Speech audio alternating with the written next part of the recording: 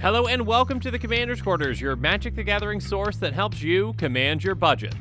This show and episodes like this one are possible thanks to viewers like you. If you're looking for an easy way to help support this show, make sure that you like, share, and subscribe. Also, hit that bell notification icon so you don't miss any new episodes. You can also go check out our playmats and other merchandise at thecommandersquarters.com. We also have a ton of brand new t-shirt designs in stock, so make sure you check out those as well. Another easy way to support this show is with our TCG Player affiliate links. So whether you're buying a deck or individual cards, you can use this general link right here or one in the description. And the final way that you can support this show is by supporting us directly by becoming a patron. There are many benefits to being a patron, and I truly couldn't do this without all their support. Hello and welcome to the moment that you've all been waiting for, the most fantastic awards ceremony, the Golden Pig of Kamigawa Neon Dynasty. Or should I say Kamigawa Neon Dynasty plus the Kamigawa Neon Dynasty Commander Precons, because, yeah, there's a lot of products recently. Throughout spoiler season, Commanders have been competing for this incredibly prestigious award. And the winner of this prestigious award will of course receive, well, the Golden Pig. What else would it be? Again, it's the Golden Pig Awards. We have a Golden Pig that was definitely not purchased off of Amazon. It is most definitely made from 100% pure gold from the finest crafters out there. This award will of course be cherished and displayed by the winner of the Golden Pig forever. Now just a quick note before we start with the runners-up. These picks are 100% based off of my own opinions. I'm selecting my favorite commanders from this set and from the precons based off of their design, and your commander picks might differ, and that's okay. These picks are based off of which commanders are my favorite, not which are most powerful. That is going to be a completely separate episode that should be coming out in the next few days, where I rank the commanders in the set and the precons from most powerful to least powerful. And just one more thing really quickly, a big thank you to Eddie for all the fantastic discussions around these commanders and all the cards during spoiler season. So yeah, thank you Eddie, but also if I make any mistakes during this episode, remember that it's always Eddie's fault and never mine. So make sure you blame Eddie in the comments below because it's always Eddie's fault. So now with all that said, let's jump into it. So of course we need to start things off at number 10, and coming in at 10th place we've got Hinata Dawn Crowned. Now, again, I did make that disclaimer earlier that this is not based off of the most powerful commanders from this set. My picks are based off of my favorite designs. And Hinata's design is, well, incredibly powerful, but very unique. Hinata is a 4/4 Kieran Spirit with Flying and Trample that costs 1 blue, red, white. It says, spells you cast cost 1 less to cast for each target, and spells your opponents cast cost 1 more to cast for each target. So, like many players, when I first started reading this card, I was like, oh, that's really cool, that's really interesting, and yeah, I think you can do some pretty cool things with that. But kind of the further and further that you delve into this commander, the more and more broken things that you can do. In fact, yeah, this commander can be so broken that I almost didn't include it on the list, and again, I did have discussions with Eddie about this, and basically, yeah, the design of this commander is very special and very unique, and because of that, it kind of outweighed the brokenness in my opinion, so I decided to still include it. But yes, I do realize that this commander can potentially be problematic in certain playgroups, and yeah, we'll see how this all goes. That being said, again, a very unique design, and even if Wizards is pushing the boundaries, sometimes it's nice to see different kind of designs like this. I think at first the concept for the commander might have been, hey, let's take Grand Arbiter Augustin IV and kind of make it into a more fun and friendly commander that can do some really exciting things and make it, not as oppressive as, Grand Arbiter Augustin IV. And then, yeah, you kind of ended up with something that can be almost as bad, or maybe even worse. I don't know.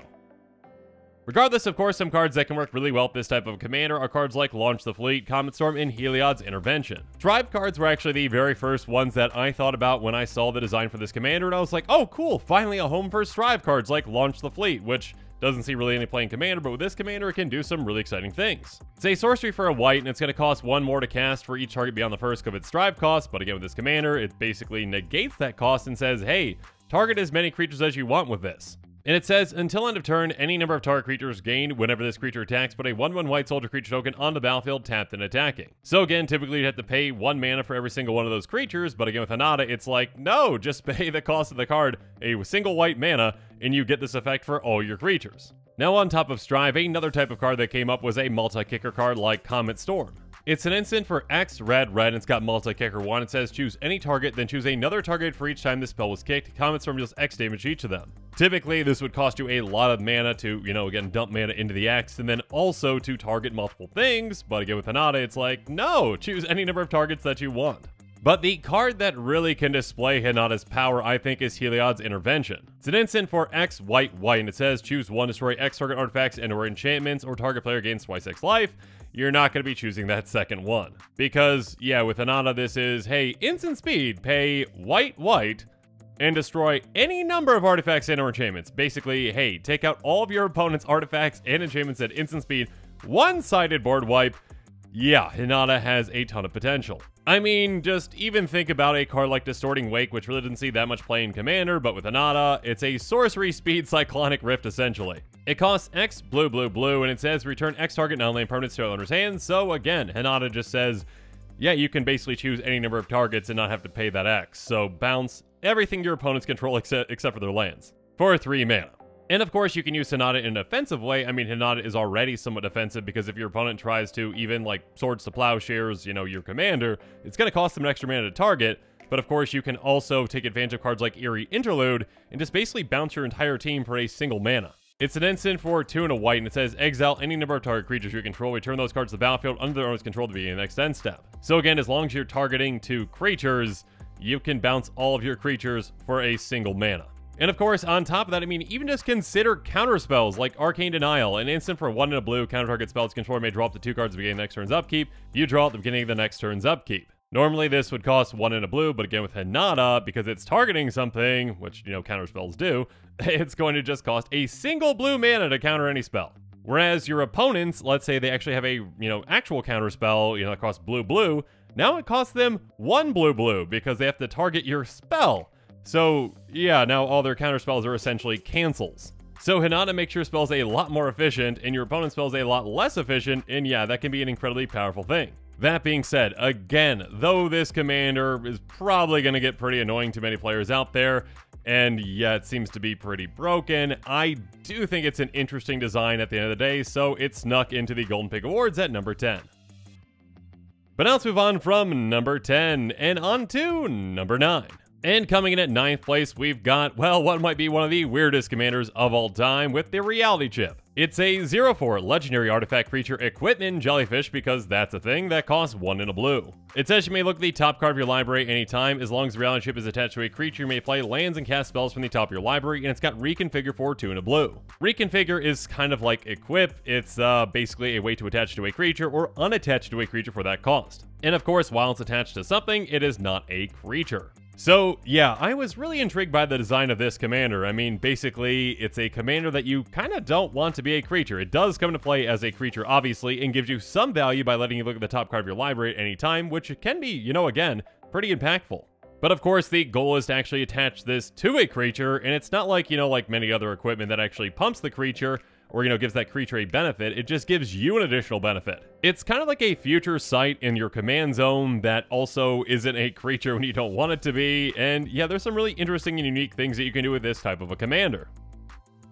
Of course, even just at a base level, when your equipment jellyfish isn't actually attached to a creature and it still is a creature and you can't actually cast spells off the top of your library, you can still see the top of your library. So you can heavily utilize cards like Millikin, Zhalfir, Void, and Consider that interact with the top card of your library in different ways. Millikin is a 0/1 construct that taps to mill a card and it adds a colorless. So if that top card of your library isn't something that you actually want to draw into, you can just ditch it. Of course, another way to do this is with Scry, and Zhalfir Void is a fantastic land in this deck. It says when it enters the battlefield, Scry 1, tap, add colorless. So again, if that top card of your library isn't a card that you want, simply put it on the bottom. And of course, Surveil works in a somewhat similar way, so let's move on to Consider. Okay, and technically, Consider doesn't say Surveil, but it would if Surveil was a mechanic in the actual set that it came out in. This is a Surveil card because it says look at the top card of your library, you may put that card in your graveyard, which is exactly what Surveil does, draw a card. So again, if you don't like the top card of your library, get rid of it. The Reality Chip can really help you set up your future draws and make sure that you're not drawing into dead cards when you're set up properly. Of course, you can also utilize cards like Gearport Orrery, Temporal Mastery, and Sage of the Beyond with this type of commander. Now, there aren't too many ways to play extra lands in a mono blue deck, but Gearport Orrery is one of those options, and this can really help out with a commander that can actually help you play lands off the top of your library. Gear Priority says each player may play an additional land on each of their turns. And again, this can help your opponents out, but again, if you've got access to the top of your library, it can help you out even more. Other cards to consider might be miracle cards like Temporal Mastery. Again, since you know what the top card of your library is, you can know if you're drawing into a miracle card, and you can utilize that effectively. Temporal Mastery is a sorcery that usually costs 5 blue, but it's got a miracle cost of 1 blue, and it says take an extra turn for this one, exile Temporal Mastery. So again, if it's the first card that you draw in a turn, you can cast it for that miracle cost, which is a massive discount, especially on an extra turn spell like this one.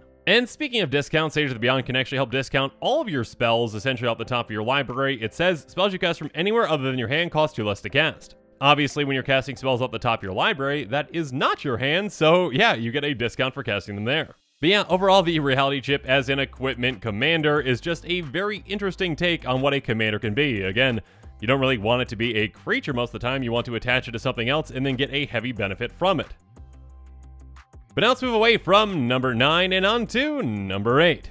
And coming in at 8th place, we've got Go Shintai of Life's Origin, a 3/4 legendary enchantment creature shrine that costs 3 and a green. And actually, I do just want to make a note here really quick. Shrine is not a creature type. I know that there are players out there that might be a bit confused on this, and I was at one point as well. But yeah, Shrine is not a new creature type. You know, we can't just utilize changelings to be shrines. It is just, you know, a subtype of enchantments. Regardless, this is still a very powerful Shrine Commander. It has pay Wooburg, tap, return target enchantment card from your graveyard to the battlefield. On top of that, whenever it or another non-token shrine enters the battlefield on your control, create a 1/1 color Shrine enchantment creature token. So first off, obviously this being a 5-color commander really benefits you heavily by giving you access to every single shrine in Magic. And of course, the more shrines that you have out, the more benefits that you get, and obviously this commander can actually help you get shrines back out of your graveyard as well. But more importantly, whenever it or other shrines enter the battlefield under your control, or should I say non-token shrines, you get even more shrines. And of course, shrine decks just really want to add to their shrine count, and this commander can be fantastic at helping you do that. So yeah, I'm really happy to see shrine players finally getting a dedicated shrine commander in Magic. So yeah, of course you can utilize shrines like Sanctum of All, Sanctum of Fruitful Harvest, and Haunted of Seeing Winds. Sanctum of All is an incredible shrine. It is a 5-mana shrine that says, at the beginning of your upkeep, you may search your library and or graveyard for a shrine card and put it on the battlefield. If you search your library this way, shuffle it. And of course, if an ability of another shrine you control triggers while you control 6 or more shrines, that ability triggers initial time. Basically, hey, on your upkeep, go search for any shrine, you know, tutor it from either your library or your graveyard, and get it right into play. And of course, in combination with this commander, it's going to be very easy for you to get to that 6 requirement for shrines, and then you double up all of their triggers. Which can be very powerful triggers, of course, like Sanctum of Fruitful Harvest, which says at the beginning of your pre-combat main phase, add X mana of any one color or X number of shrines you control. So the more shrines and shrine tokens that you get into play, the more mana you can generate with this. And of course, outside of the M21 shrines and the brand new shrines from Kamigawa Neon Dynasty, in the original Kamigawa, we got shrines as well, like Haunted of Seeing Winds. It says at the beginning of your upkeep, draw a card for each shrine you control. And yeah, with this kind of a commander, you can draw a ton of cards in no time. Of course, other ways to take advantage of these shrines are with cards like Semester's End, Parallel Lives, and Rootborn Offenses. Semester's End is an instant that says, exile any number of target creatures and or planeswalkers you control at the beginning of the next end, step, return each of them battlefield under towards control. Each of them enters the battlefield with an additional counter on it if it's a creature, additional loyalty counter on if it's a planeswalker. Basically, blank any number of creatures you control. So yeah, outside of your commander being a shrine, there's also some new shrines from Kamigawa Neon Dynasty that are also creatures, so when you blink them, your commander's gonna see them all come into play, and yeah, you get a shrine token for every single one of them. And speaking of getting more tokens, of course, there's other cards like Parallel Lives, so I'm just gonna highlight this one. It says if an effect would put 1 or more tokens on the battlefield under your control, puts twice that many of those tokens on the battlefield instead. So of course, doubling up on your tokens is a very powerful thing, and yeah, this card actually can be pretty expensive, but just thought I should mention it. But a much more budget-friendly card is Rootborn Offenses, and this can also help you out. It says populate, creatures you control gain indestructible until end of turn. So again, this can protect your commander, your shrine tokens, and maybe those other Kamigawa Neon Dynasty shrines that are also creatures. And yeah, when you're also doing this, you populate, which means you can make another creature token of one of your creature tokens, so make another shrine. Yeah, overall though, and yes, I do know that there are other commanders out there that are currently being used as shrine commanders, and they can be fantastic at that, but I am glad to see Wizards actually make a dedicated shrine commander. But now it's time to move on from number 8 and on to number 7. And coming in at 7th place, we've got Tatsunari Toad Rider. It's a 3/3 human ninja for 2 and a black that says, whenever you cast an enchantment spell, if you don't control a creature named Kaimi, create Kaimi, a legendary 3/3 black and green frog creature token with, whenever you cast an enchantment spell, each opponent loses 1 life and you gain 1 life. And on top of that, by paying 1 in Simic, Tatsunari, Toad, Rider, and target frog you control can't be blocked this turn except by creatures with flying or reach. So this is a Sultai Enchantress commander, which isn't typically what you might see around Sultai, and yeah, I think you can make a really unique deck around this commander and its pet frog, or toad, or whatever it is. Now, this commander kind of takes a different take on enchantments, where it doesn't really care about the number of enchantments that you have in play, it just cares that you keep casting a lot of them. And of course, the more and more that you cast, the more that you drain your opponents, and yeah, I mean, that's pretty much what this commander wants to do, and it can lead to some really exciting builds that really work with some pretty strange cards that, you know, don't really see a lot of play elsewhere. And I, of course, love commanders that can make use out of strange cards that are kind of off the wall, and yeah, let's go through some of them now.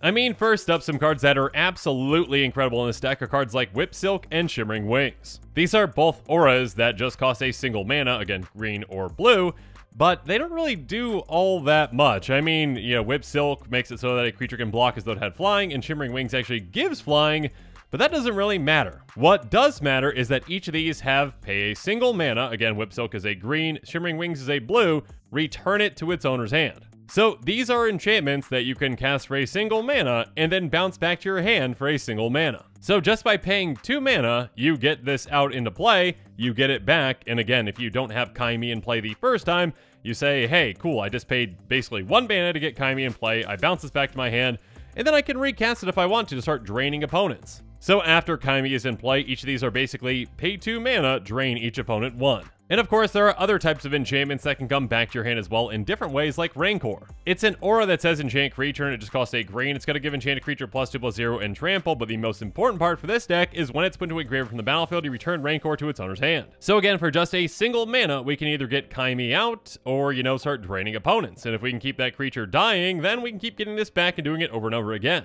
And of course, we can take advantage of enchantresses in this deck with something like Edelina Blossoms. It's a 2/2 spirit with Constellation. Whenever it or another enchantment enters the battlefield under your control, draw a card. So we can get more and more value whenever we're casting those enchantments over and over again, just drawing more and more cards. And yeah, of course, there are other Constellation cards out there that we can take advantage of too, like Grim Guardian. It says whenever it or another enchantment enters the battlefield under your control, each opponent loses 1 life. So this kind of doubles up on that life loss. Again, it's not gaining us any life from this, but again, every single time we cast an enchantment, or, you know, with this, whenever enchantment comes into play, we're going to be draining opponents. But of course, Kaimi does gain us life with its trigger, so we can also take advantage of cards like Dina Soul Steeper. She has, whenever you gain life, each opponent loses 1 life. So again, now, when we have Kaimi and this in play, if we cast an enchantment, we drain each opponent, we gain a life, and then Dina sees that and says, hey, I'm also going to drain each opponent. And of course, the more of these type of Grim Guardian and Dina effects in play, the more valuable your enchantments become when you cast them. So yeah, I really like this take on a Sultai Enchantress style commander that really cares about you casting enchantments and really doesn't care about keeping enchantments in play. But now let's move away from number 7 and onto a very different commander with number 6. And coming in at number 6, we've got Kotori, Pilot Prodigy. Kotori is a 2/4 Moonfolk pilot that costs 1 white-blue. It has vehicles you control have crew 2, and at the beginning of combat on your turn, target artifact creature you control gains lifelink and vigilance until end of turn. This is an absolutely incredible kind of a concept for a vehicle-style commander. Again, there are plenty of great vehicles out there, and some do have pretty high crew costs, but Kotori essentially says, hey, you know what? No. Vehicles I control now just have crew 2, so all vehicles are incredibly easy to pilot, and essentially any creature can do it, or, you know, any 2 creatures if they're just 1/1s. And of course, Kotori itself, you know, has 2 powers, so Kotori can just pilot anything. Hence why it's a Pilot Prodigy. On top of making all your vehicles incredibly easy to pilot, it also says, you know, hey, one of my vehicles is going to gain lifelink and vigilance until end of turn, and get ready to get hit for a lot, and me gain a lot, and also, you know, keep the vehicle back for blocking. The first vehicle that I definitely thought of when I saw this commander was Consulate Dreadnought. I mean, it is a 1-mana vehicle that is a 7/11, and it has crew 6. But again, with Kotori in play, it's like, no, crew 2. So yeah, turn 3, swing with a 7/11. Have fun. Also, another low-to-the-ground vehicle that came to mind was Colossal Plow, a 6/3 vehicle for just 2 mana, but when it attacks, you add white, white, white, and gain 3 life until end of turn. You don't lose this mana steps and phase's end, and it's got crew 6. So again, typically you wouldn't be able to crew this for a long time, but again, with our commander, it's like, no, we're crewing this right away, we're swinging, and we're gaining a ton of mana and life. And of course, there are plenty of new exciting vehicles that came out in this set and in the pre-cons, and I'll just highlight one here with Surge Hacker Mech. I mean, a 5/5 vehicle with Menace with Crew 4 that costs 4, and when it enters the battlefield, it's going to deal damage equal to twice the number of vehicles you control to target creature or planeswalker an opponent controls. So you are still saving on that crew cost a little bit, but obviously, I mean, you're going to want to include a ton of vehicles with this commander, because with a vehicle travel deck like this one, you can do a lot of exciting things. And, you know, with this, if the number of vehicles in play, you can dish out a ton of damage. And speaking of damage, how about Lochiel Clockwork Scholar? It's a 2/4 Elfin Advisor that says, prevent all combat damage to be dealt to attacking artifact creatures you control. By having Lochiel in play, it's basically like, hey, vehicles, swing away, because we don't care, you're not going to take any damage, and you're going to survive. And we can dish out even more damage with our vehicles with something like Tempered Steel in play.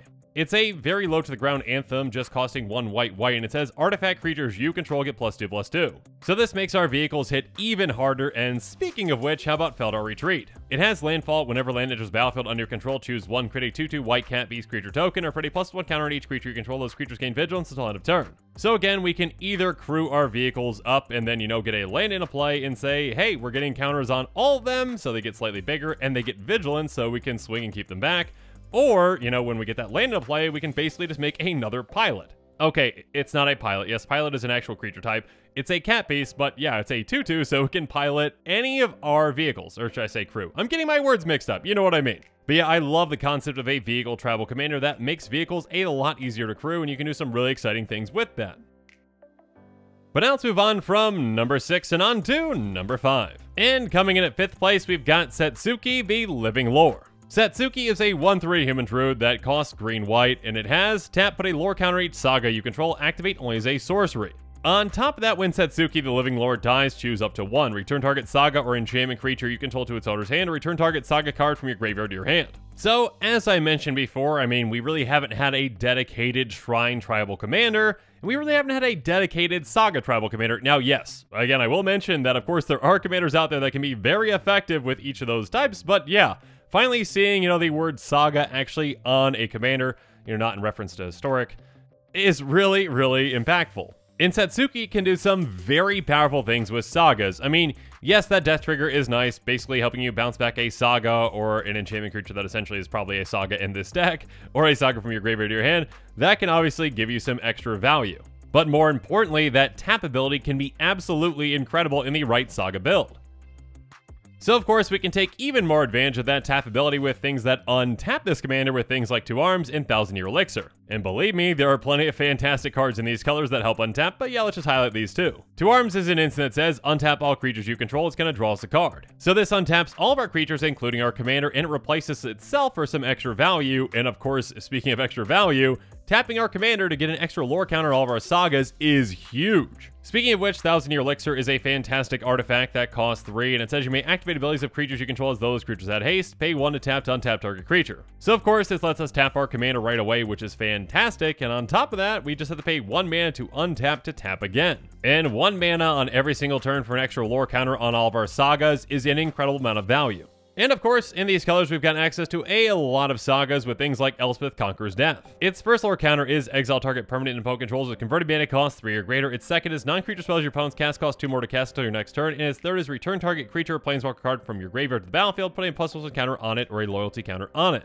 Now keep in mind that obviously once we do get to that third lore counter, or you know, 4 on some sagas, we have to sacrifice it. But that's actually not a bad thing for this kind of attack with the right build. It's actually a very good thing, because we can take advantage of this with cards like Open the Vault and Fate's Reward. Open the Vault says return all artifact and enchantment cards from all graveyards to the battlefield under their owner's control. So again, our commander can get more and more counters on our sagas very quickly, and then those sagas go away, then we cast this and get them all back to start them all over again. And then Fate's Reward can help us out in a similar way. It says return to the battlefield all permanent cards in your graveyard that were put there from the battlefield this turn. So again, with all those untap effects that we have with this commander, we can essentially, you know, get more and more lore counters on all of our sagas to the point where we can just get rid of all of them, you know, essentially sacrifice them. Then we cast this and get them all back right away for more value. And of course, in these colors, we also have ways to actually blink our sagas with something like Sudden Disappearance. It says exile all non-land permanents target player controls, return the exile card to the battlefield under the owner's control at the beginning of the next end step. So again, essentially, reset your sagas and start over again with just 1 lore counter, and then your commander can again help again in the future get more and more lore counters on it. So yeah, I am really excited to see finally a saga-focused commander. But now let's move away from number 5 and on to number 4. And coming in at 4th place, we've got Greasefang Okiba Boss. She's a 4/3 rat pilot that costs 1 white-black. She has at the beginning of combat on your turn, return target vehicle card from your graveyard to the battlefield. It gains haste, return to its owner's hand at the beginning of the next end step. So again, this is a low-to-the-ground, value-centric commander around vehicles that can crew a good amount of vehicles out there. Again, with 4 power, you can crew pretty much anything. And of course, getting vehicles out of our graveyard directly into play can save us a ton of mana on those vehicles if we've got ways to actually get them into play. With these colors, we've got plenty of ways to do so. And actually with these colors as well, we've got plenty of ways to use and abuse this where we, well, don't have to actually bounce that vehicle back to our hand. So we either can keep that vehicle around for a ton of extra value, or, you know, we can actually just get it back into our graveyard to get it back into play again with this.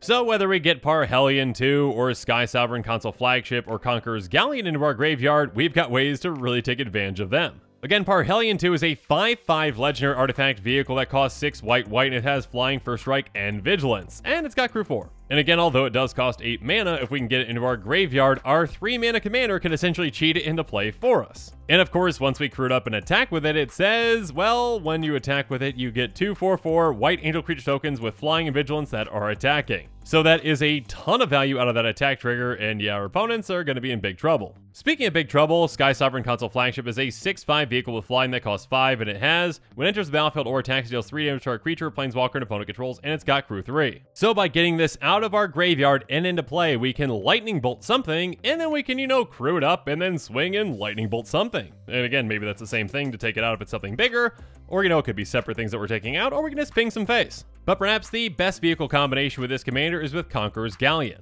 It's a 2/10 vehicle that costs 4, and it has, when it attacks, exile at end of combat, then returns to the battlefield transformed under your control. As a 2/10, this is going to survive combat the vast majority of times. And again, this is a fantastic way to get around that bounce trigger that happens at the end of the turn. Conqueror's Galleon, instead of, you know, being bounced at the end of the turn, is already going to be exiled at the end of combat, so it's going to come back into play transformed. It comes back as a land, Conqueror's Foothold, which is fantastic. And you know what? Now that just says, hey, that bounce trigger is never going to happen because this is a new permanent. It doesn't count that. Speaking of which, of course, we've got ways to actually get around any of those bounce triggers with things like Conjurer's Closet, Eldrazi Displacer, and even Altar of Dementia. Conjurer's Closet says at the beginning of your end step, you may exile target creature you control to return that card to the battlefield under your control. So essentially, we just stack it so that Conjurer's Closet is going to resolve first. And yeah, it says, hey, you know that vehicle, you know, that was crewed, and that our commander brought back, well, instead of it actually bouncing back to our hand, which what should happen, we're just going to blink it, and then it's going to come back into play as a new permanent, and yeah, it's not going to bounce. So again, instead of our commander's ability essentially being a temporary benefit, this is permanent. Eldrazi Displacer is somewhat similar. By paying 2 in a colorless, exile another target creature, then return to the battlefield tapped under its owner's control. So again, just pay to blink the vehicle, and then it's going to come back into play, and now it's a new permanent and it doesn't bounce. And obviously with this, we can also take advantage of ETBs like, you know, Sky Sovereign, so have fun. Speaking of which, we can also use Altar of Dementia in a different way. It says, sacrifice a creature, target player puts a number of cards equal to the sacrificed creature's power from the top of their library into their graveyard. So instead of actually blinking the creature and keeping it around forever, well, we're actually just going to sacrifice the vehicle so that we can actually just mill ourselves to get more vehicles into our graveyard, and that vehicle itself is going to be back in our graveyard again because we sacrificed it so our commander can get it back. So yeah, this commander can definitely lead to a lot of interesting builds, and yeah, I just really like the design and flavor of this commander. And speaking of design and flavor, let's move from number 4 and on to number 3. And coming in at 3rd place, we've got Hidetsugu Devouring Chaos. That's right, Hidetsugu is back. It's a 4/4 Ogre Demon for 3 and a black that has pay a black, sacrifice a creature, scry 2. And by paying 2 and a black, you can tap and exile the top card of your library. You may play the exile card this turn. When you exile a non-land card this way, Hidetsugu Devouring Chaos deals damage equal to the exiled card's mana value to any target. So first up, though this is not a free sacrifice outlet, it's one that doesn't cost much mana, and again, it doesn't generate card advantage, but it does give us card selection, and a lot of it again with that scry too. And of course, that ability works great in tandem with that activated ability, helping us, you know, get something massive off the top of our library and to ping something for a ton. This commander can most definitely make use out of a lot of pretty miscellaneous cards that really don't see a lot of play elsewhere, and can help it hit really hard in the right situation. And of course, outside of our commander sacrifice ability, we can use other cards to set the top of our library, things like Crystal Ball, Bolsa Citadel, and Varagoth Bloodsky Sire. Crystal Ball is an artifact that has pay 1, tap, scry 2, so this is very similar to our commander, but it doesn't require us to actually sacrifice a creature to get that effect. And again, a fantastic way to see what's on top and be like, Well, that has a very high converted mana cost. Let me just put that on top, and then I'm going to ping my opponent for a ton. And of course, Balls of Citadel is an incredible card in combination with this commander. It's a legendary artifact for 3 black, black, black. It says you may look at the top card of your library anytime, so we're never going to be guessing as to, what converted mana cost is on top, or, do I have to actually activate to actually get something on top? If we see something massive on top, feel free to just activate your commander and ping something for a ton. And of course, Balls of Citadel also lets us play the top card of our library, and if we can't spell this away, we can pay life equal to its mana cost rather than pay its mana cost. So yeah, if there's something small on top or a land on top, well, play the land for free, essentially. And then yeah, if there's something small on top, cast it, get to something bigger, and yeah, use your commander to ping for a ton. Or just completely set the top of your library with whatever you want with Varigoth. It's a 2/3 Death Touch that has bows for 1 and a black. Target player searches their library for a card, then shuffles their library and puts that card on top of it. So yeah, go get the highest converted mana cost card in your deck and ping your opponent for, well, let's talk about one card in particular. How about the 16 mana Draco? So yeah, just for activating your commander for what, 3 mana, you can ping any target, including an opponent's face, for 16. Now, obviously, Draco really doesn't have much use outside of, doing this, but still with this kind of a deck, you can really heavily utilize cards like this. You can also utilize cards, though, that have a bit more use, and actually can be cast for a lot less than their actual converted mana cost, though it's still high, like Dead Drop. Dead Drop does cost 9 a black, but it has Delve, so you can cast it for a lot less, and says target player sacrifices 2 creatures. Regardless, if you get this off the top of your library with your commander, you're going to be pinging for 10. And of course, you're going to want to take advantage of cards like Gratuitous Violence, which can double up the amount of damage that you're doing. It's an enchantment that says if a creature you control will deal damage to a permanent or player, deals double that damage to that permanent or player instead. So obviously, this can make the amount that Hidetsugu hits for twice as hard, which can be, incredibly deadly with something like Draco or Dead Drop, etc, etc, etc. Also, make sure you keep in mind Infect is a thing, and of course, there are ways to give Hidetsugu Infect, so have fun with that. But yeah, I really like the concept of a, high converted mana cost matters commander that likes to play at the top of its library, so Hidetsugu, you're good in my book. But now it's time for us to move from number 3 and on to number 2. And coming in at second place, we've got Shurikai Genesis Engine. It's an 8/8 vehicle that, yes, it says can be your commander, so this is the very first vehicle commander. Okay, outside of, that one MDFC vehicle commander. I mean, the very first one-sided vehicle commander. There we go. Regardless, again, it's an 8/8 vehicle that costs 2 white, blue. So yeah, an 8/8 for just 4 mana. It does have a very high crew cost, though, of 8, but it's going to be well worth crewing, and there are plenty of ways to crew it. It can actually help itself kind of crew itself. We'll go through that now. By paying 1, you can tap to draw 2 cards, then discard a card and create a 1/1 colorless pilot creature token with this creature crews vehicles as though its power were 2 greater. So first off, this, again, just in play is just an artifact and a fantastic one at that, allowing you to draw 2 cards and discard a card for just 1 mana. So that is card advantage and card selection just on your commander for just, again, 1 mana. And of course, there are plenty of ways to untap this dude again. Yeah. And again, while you're doing this, you're also getting 1/1 pilots that basically act as 3/1s when it comes to crewing. So once you get enough pilots out there, obviously you can crew up this 8/8 and just start smashing some face. So this is a value-centric artifact commander that can make you a token army that can also smash a lot of face being an 8/8. It can also really take advantage of cards like Teferi's Ageless Insight, Manifold Key, and Intruder Alarm. Teferi's Ageless Insight says if you draw a card except the first one you draw any 2 of your draw steps, draw 2 cards instead. So again, when we activate our commander, typically it's, pay 1, tap, draw 2, discard 1. But with this in play, it's, hey, pay 1, tap, draw 4, discard 1, which is absolutely incredible. And of course, again, there are plenty of ways to tap our commander multiple times in a turn. Using Manifold Key, we can pay 1 to tap to untap another target artifact. And then, yeah, we just pay another 1 to tap our commander again for more card draw. And speaking of untapping, of course, Intruder Alarm is an incredibly broken card with a lot of things, and yeah, it can work very well with this commander too.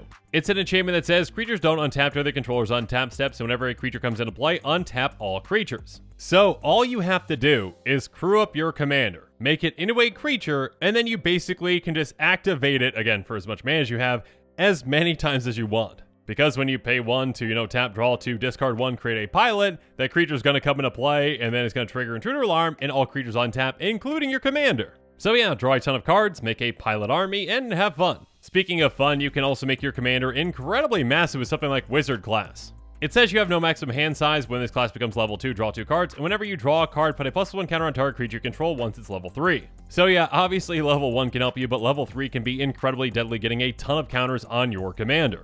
And actually, if you do want a way to get around your crew cost or maybe have other vehicles in your deck as well, Peace Walker Colossus can really help with that. By paying 1 and a white, it says another target vehicle you control becomes an artifact creature until end of turn. So if you don't want to pay, that crew 8 by tapping your creatures, well, just pay 2 mana. And of course, with your commander being a vehicle, you can utilize board wipes in fantastic ways when it's not a creature like Fell the Mighty. Fell the Mighty says draw out creatures with power greater than target creature's power. So when your commander is not a creature, you just say, hey, I've got this 1/1 pilot here, let's cast Fell the Mighty and target it. So it's going to destroy all creatures with power greater than 1, and chances are your opponent's creatures are probably going to have power greater than 1. So none of your creatures are destroyed, all of your opponent's creatures are destroyed, your pilots are still in play, you crew up your commander again, which is an 8/8, and then you swing out. So yeah, I really like the design of this very first vehicle commander. And again, I do say very first, yes, technically there is another vehicle commander that is an MDFC, but that's different, I guess, I don't know. Anyways.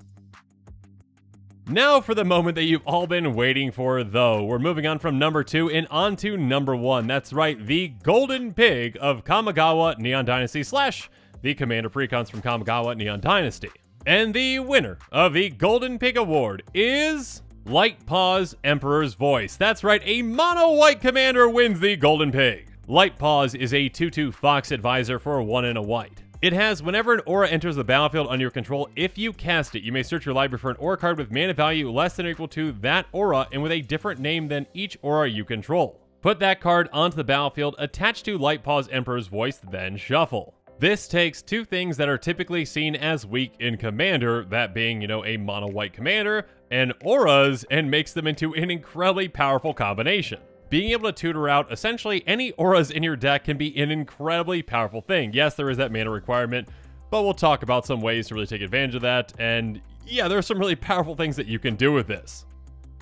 And yeah, basically the first auras that came to my mind when I saw this commander were Flickering Ward and Conviction. These cards are incredible with Lightpaws. Flickering Ward is an aura for just a single mana. It says when it enters battlefield, choose a color. Enchanted creature gains protection from the chosen color. And most importantly, by paying a white, bounce it back to its owner's hand.